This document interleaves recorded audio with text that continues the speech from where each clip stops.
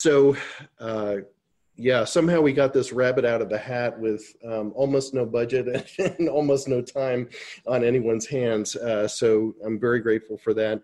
Also very grateful for all of you being here, especially my wife who's in the back, Susan, if you haven't met her. And Bob Black, the author of The Forward, who I'm eternally grateful to for lots and lots of reasons. Bob and I have been meeting sometimes for lunch, and Bob has been very helpful with his comments, needless to say, with the book, and so I'm very grateful for that encouragement. Well, I just wanted to give you a real quick, bit of background on where I've come from and why the book, and then talk a little bit about the book itself. I have actually been writing for a long time, as many of us do who are academics, starting in about 1990 when I started getting my doctorate.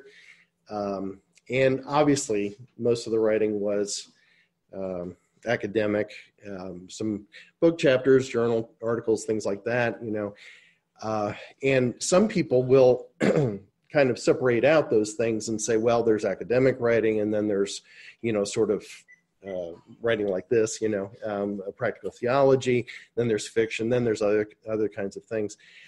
I don't separate them out like that. I don't think of it that way. As an example, this summer, we're going to have a summer residency for the doctoral students. And one of the sessions that we're going to have is research writing as storytelling. Because I honestly believe that everything you write has to have a story at the bottom of it, or otherwise it's not terribly engaging for people. And that goes for any kind of, like, even technical writing, I think. The way you set it up and the flow of the thing and that sort of thing. So I feel as if that was good background for me. How about that? Also, this is actually not the first book that I've authored, although this is my first solo author. There is a book that I sort of ghost wrote with a woman that I worked with in Ukraine. She is Ukrainian. And this was an interesting piece of writing because it was basically oral history. And so she would just tell me her story and I had to turn it into, something readable. And that was an interesting challenge. So I think that was kind of good preparation too. And my time in Ukraine was also good preparation. I had to preach and teach a lot. That was a big expectation. And so I did a lot of writing as a result of that, and just jotting down notes and stuff like that. That's what I went back to in many ways for this material, because a lot of these are lessons that I taught or sermons that I preached or something like that, but hopefully in book form and not just, those things. There is a book that I can highly recommend to you besides mine. And it's by a British author named Adrian Plass. If you've never heard of him before, he's a Christian. And this particular book is Growing Up Pains to the Sacred Diary. And this is two books put together, Growing Up Pains and then Sacred Diary. Growing Up Pains is his autobiography, and then Sacred Diary is one of the funniest books ever written. It's complete fiction about the church, basically, and it's just amazing. So I highly recommend the author, but what I wanted to point out is it says on the cover here, sort of a mantra that I've taken on in anything that I do, but especially writing, and that is nothing is wasted. And I constantly come back to this, and when I'm sort of down on myself, oh, why did I do that? Why did I decide that? Why, it's whatever. Nothing is wasted. And sometimes the worst things in your life are the best stories. And so if all writing is storytelling, then why not, right?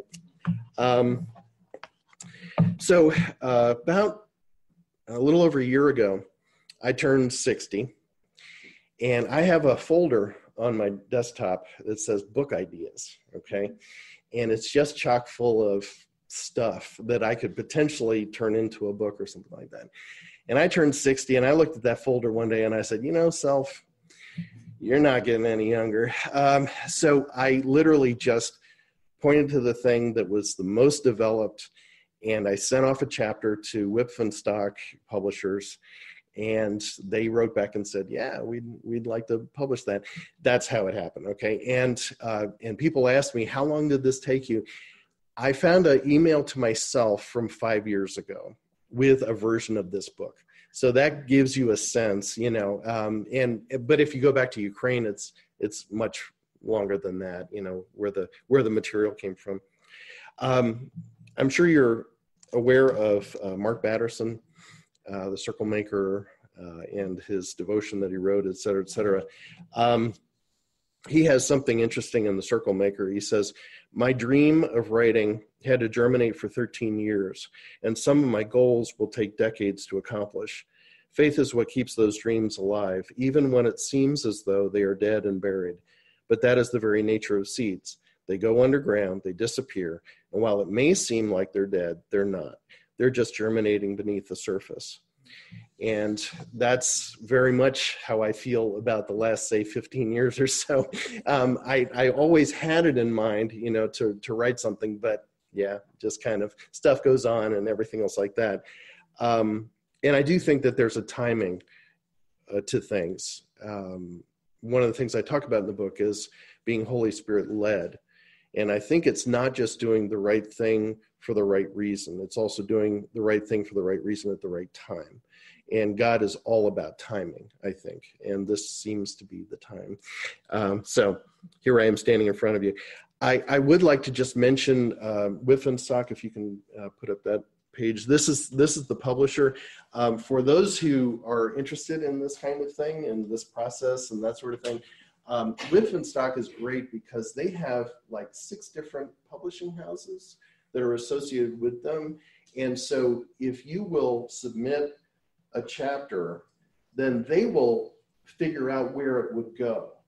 And that's really nice, so because one of the hard things I think about sending something off is just knowing the right place to send it, and they kind of, the other, there you go. And maybe if you go down, there we go. These are their imprints. And there's only 1 or 2 that are by invitation.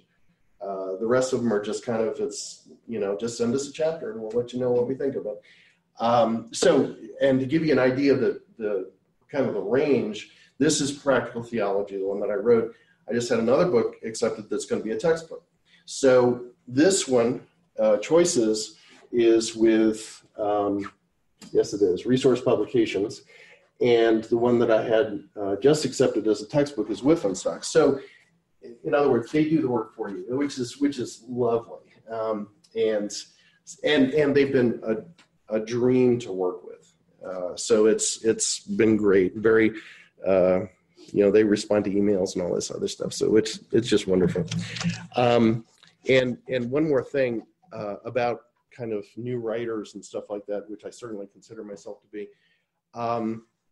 It's getting easier now to publish because of on-demand printing.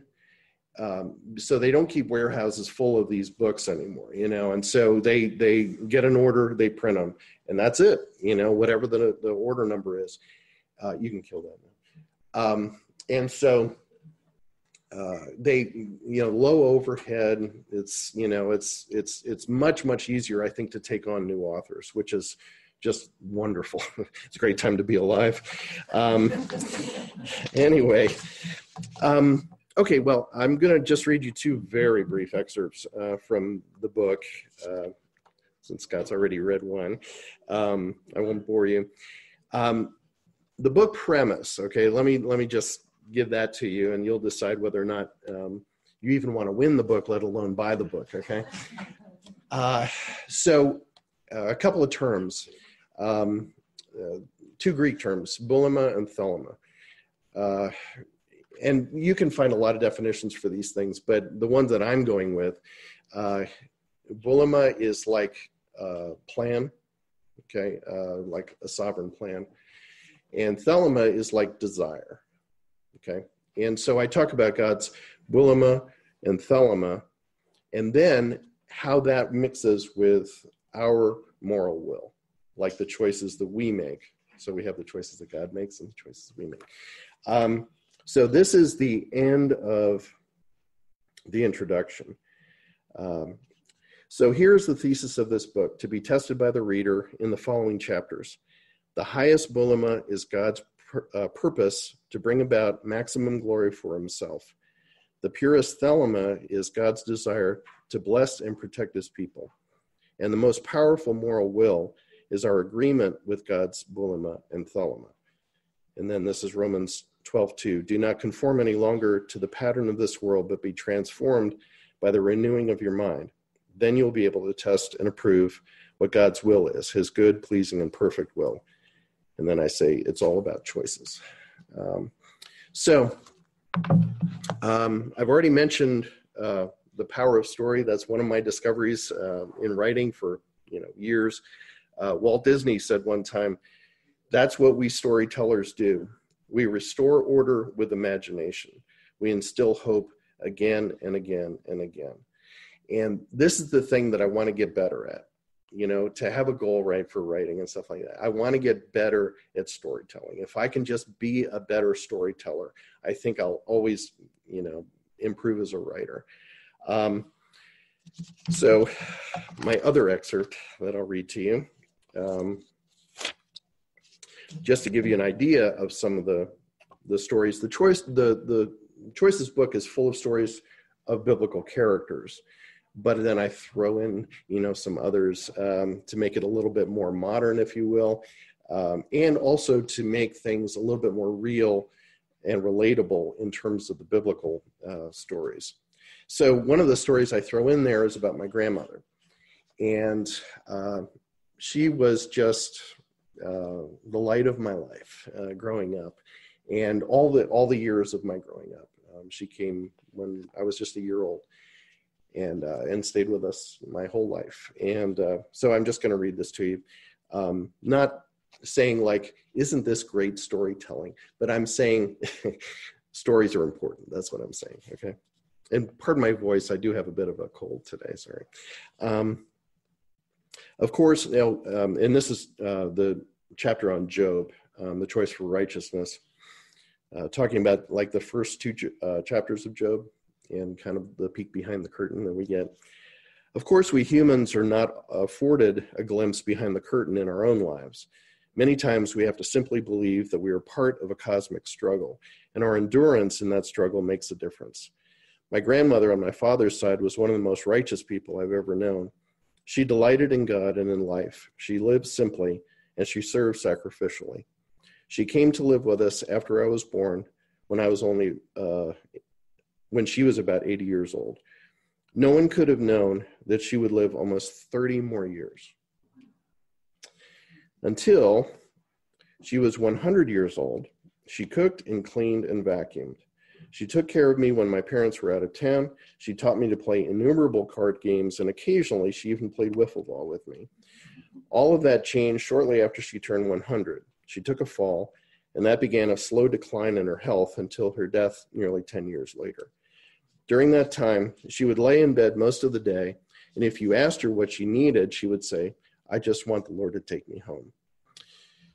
When a believer passes away prematurely, I've heard people say things like, they were one of God's favorites, so he took them home early. Well, I can attest to the fact that sometimes God leaves his favorites on earth to suffer, just as he did with Job. Don't get me wrong, I believe suffering has meaning, but many times it's hard to discern that meaning.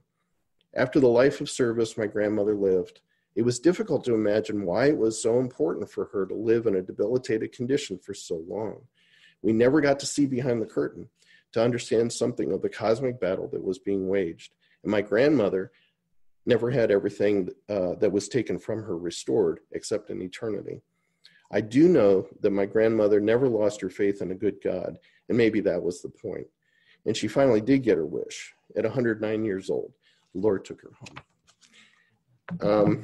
So I insert that in the chapter about Job so that we begin to understand that Job, yes, he lived a long time ago, but he was a person. He was a real flesh and blood human being who suffered and yet righteously. And so I want to just kind of, like I said, update just a little bit so that we can not think of that back there and those people, in the Bible and not have any relationship to us. Because I think one of the things that hampers us in reading the Bible is that we know the end of the story.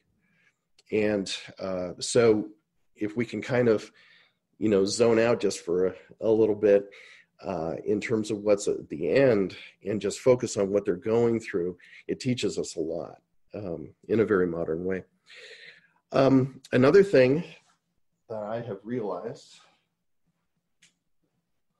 in writing is that it's okay to ask questions and not answer them. I don't like books that have all the answers to all the questions that they ask. I just don't like them. It's too self-help. It feels too packaged, and it's not like real life, I don't think. So I would rather raise some questions that never get answered. I will attempt something, but yeah. So I think the only prerequisite in asking the questions is asking them honestly. And if the reader knows that you're being honest about it, they'll leave you that slack, I guess, to be open-ended about things. And along with that, related to that, I found that people really identify with messiness. My pastor calls it liminal space, and he didn't come up with that certainly, but this is that space in between the things that we know about, the things that we're sure about, the interim, and we don't really have a lot of answers, and yet that's sometimes where the most interesting things happen. And so I like to think about kingdom things in that light.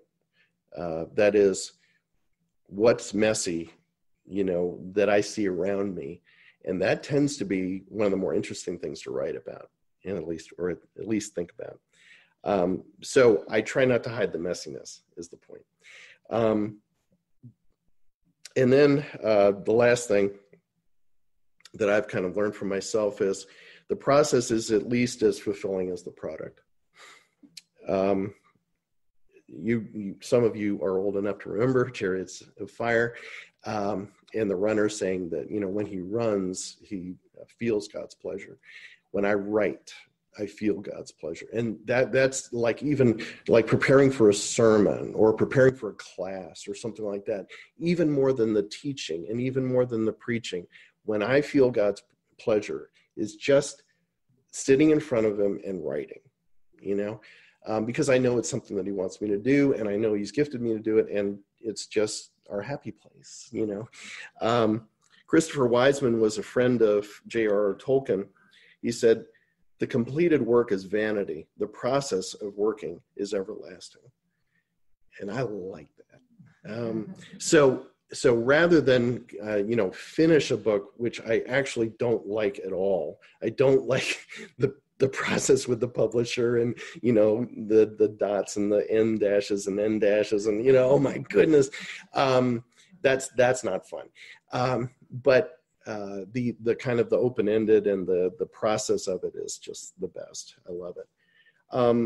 And so shout out, process-wise, to a discussion group that I had at my church called Inklings 2, and a group here. It was a discipleship group called Inklings 2, because I don't have any imagination. And I was very, very grateful. Bob co-led that with me here. Hannah was in the group, and they just had to sit and listen to me read these chapters, and I just can't even imagine what that was like. But nonetheless, I got, yeah, I know, great burden. Which is why I said, Bob, would you just put your name on the book someplace, because, yeah. but just to give you an idea, kind of why would that even be important? First of all, C.S. Lewis did it and J.R.R. Tolkien did it. So I think, that kind of speaks for itself. But also, from my discussion group at church, I read for a while, and there were a few women in the discussion group, and they were like, you know what, we're not really hearing about women very much, and I was just like, yeah, you're right about that. And then from the group here, there was one person who said that, I'm just not getting a lot of Jesus, here. And I was just like, not a lot of Jesus, but then I went back and it was just a lot of Old Testament and, oh yeah, right. So from those discussions, after the book had been accepted by the publisher, I added one more chapter, and that's the last chapter on the advent of Jesus and the choice for redemption. And in it, you will find many women, and you also find a lot of Jesus. But it came exactly out of those discussions. And I think that the book would have been a lot weaker if not for those discussions. So the idea that you have to kind of, here's my finished book, why don't you read it? I don't believe it. I mean, I really don't. So here's a chapter, here's a part of a chapter, Chandler, we're meeting together now, and Chandler just sent me part of a chapter, of a novel he started. And it's just like, it's awesome, because you can read it now and then you can read it later and you can see the changes, and that's awesome. Because you realize, oh, I had a hand in that, or something like that. But also you see the growth as a writer, and it's just wonderful.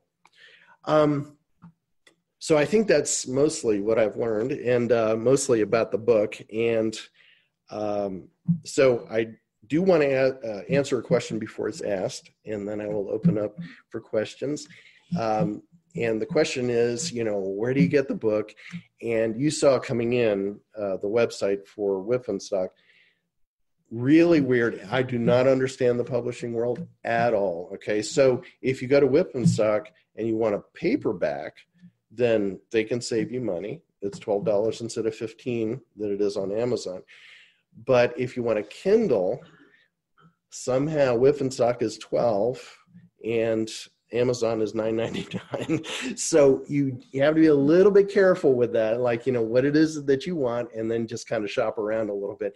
It's also on Barnes & Noble. And I got a really exciting email the other day from the publisher because of Kindle, and things being electronic, and you don't have to send books, here, there, and thither, and that sort of thing. That book, man, is just in a bunch of countries. And I'm just like, wow, it's like, Europe, yeah, but India, Japan, I was just like, what, so it's easy, once it's in that form, it's easy just to, send around the world. So that was a real eye opener for me. And I don't know, I'm learning a lot. Anyway, so I guess we can open up for questions. Is that okay? So got any question? Not that I'm an expert or anything like that. And by the way, we have other published authors in this room. So, I may just bounce it back to you anyway. Yes. So in the Joseph chapter, you start with the baseball story, personal story, and then you talked about in the Job chapter, your inclusion of the story of your grandmother. Right. I see you could have had an alternate version of this book that was about your personal choices that then sort of used biblical stories to help highlight things, right? It could have been a more personal story that used the Bible to highlight your choices. Here the focus was primarily on the Bible, and then you brought in more personal stories that sort of highlight some things. So is there a version of that book, one that's more about Paul Schatzberger's choices? How did you decide to make the focus the biblical characters rather than you? Two reasons. One, my life is really boring. and I did not feel like it could carry a book. I just didn't feel like, and I'm not being flippant with you. I just felt that it was much stronger going with the biblical characters, and I would just kind of insert my stuff, in there. So that's one reason. The other reason is because, and one reason that I chose the characters that I chose, by the way, is that it's clear what God's choices were and what this person's choices were. You see, there's a lot of stories in the Bible where we know a lot about the person, but we don't know a lot about what, God had in either his desire in that situation. How about that? And so, or the other way around. And so I chose these so that we could see that juxtaposition. We could see how those two things work together. So I just felt like they were a lot stronger examples than what I could come up with about that. So, yes. When will you have an audible version? Oh, dear. And will you read it? Okay, I will never read an audiobook. I listen to audiobooks and I just understand I could never do something like that. So that's A. But B, I haven't even heard anybody mention that. So I guess I can ask, how many people are audiobook listeners? Wow. Okay. How many people are Kindle book readers? Okay. And how many diehard paperback? Oh, wow. Okay. All right. So the lines are drawn. All right. Yeah, that's really interesting. I suppose to be an audiobook, it has to be like kind of a bestseller, so we'll see about that.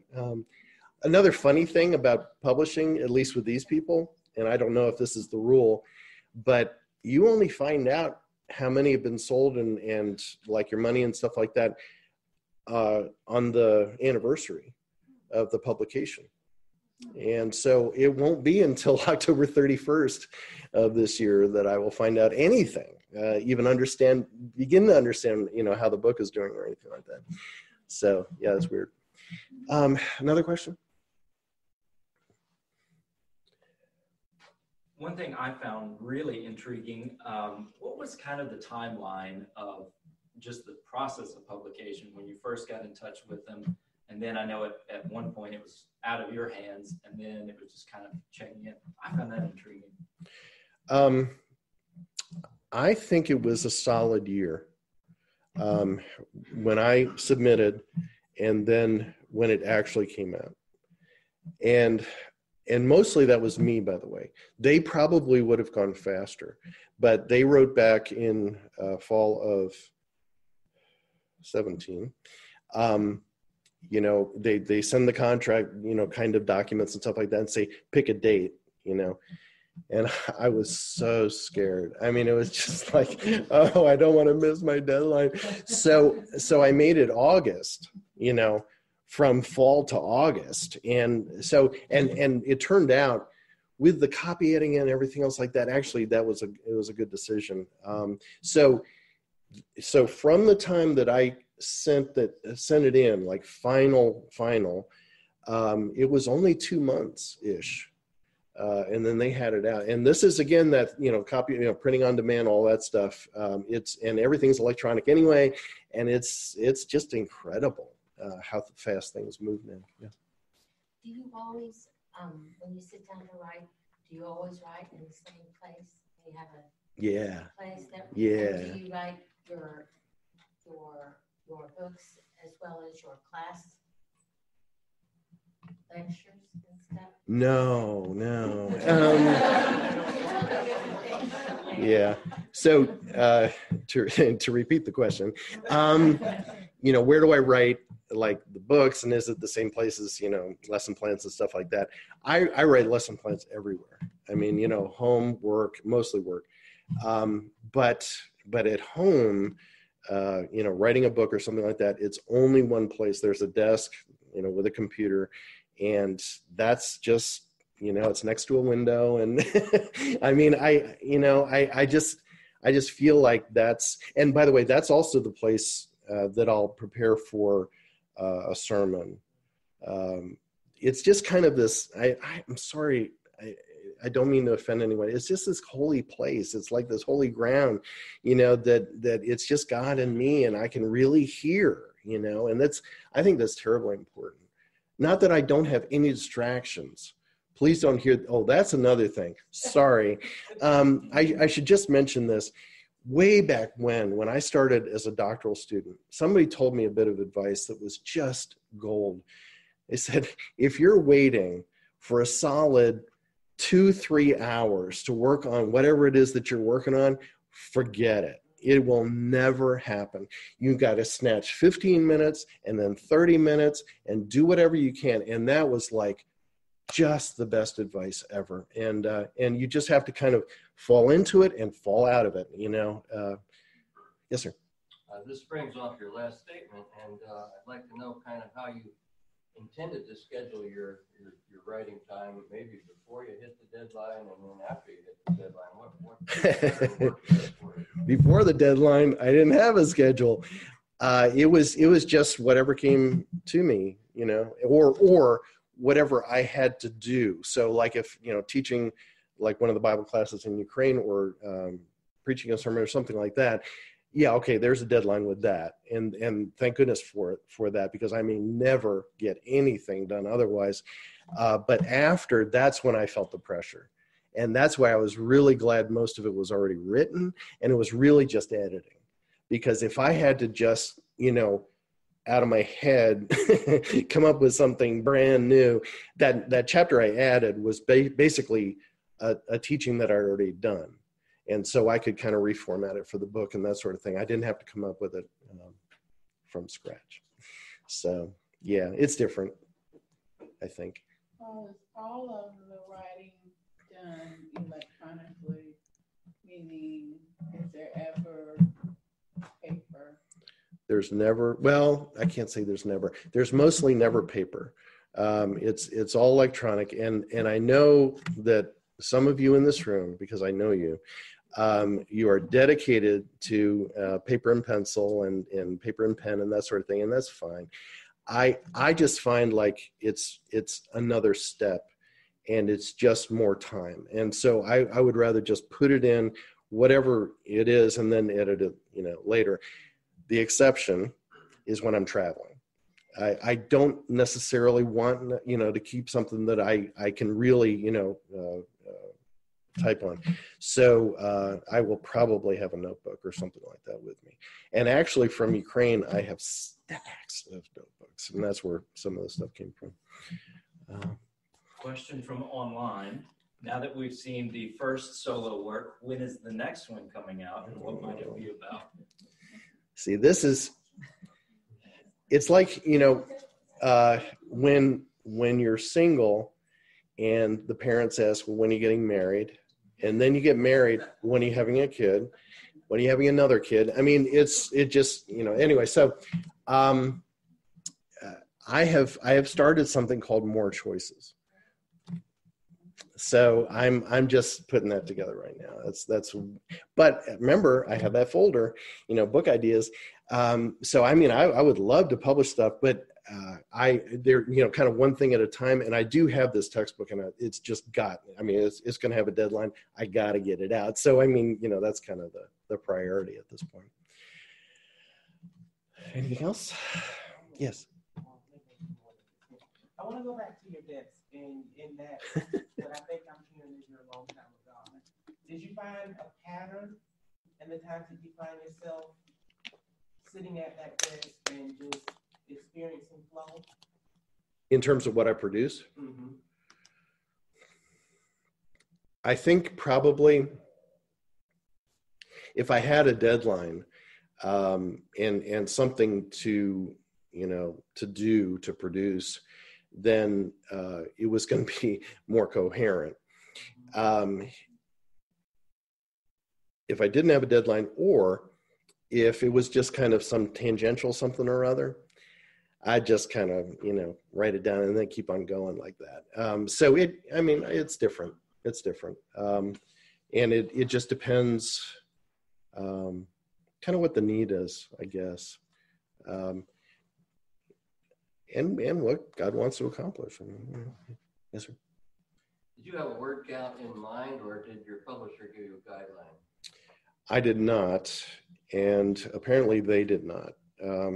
Yeah, so I gave them the best estimate that I had, but it turned out to be, there was another chapter that I didn't even know about, when I told them that. And what's funny?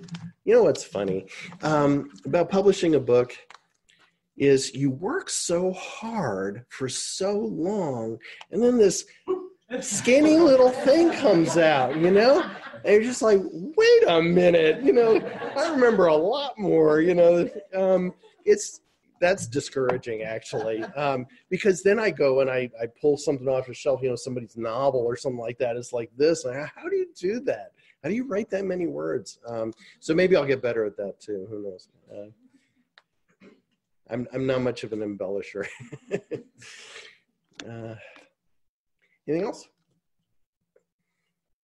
Well, you are more than kind. That's what I have to say. If you haven't even looked at the book or anything like that, there are some copies in the back if you'd like to check that out. And of course, happy to hang around and answer questions and stuff like that. But yeah, you all have been amazing.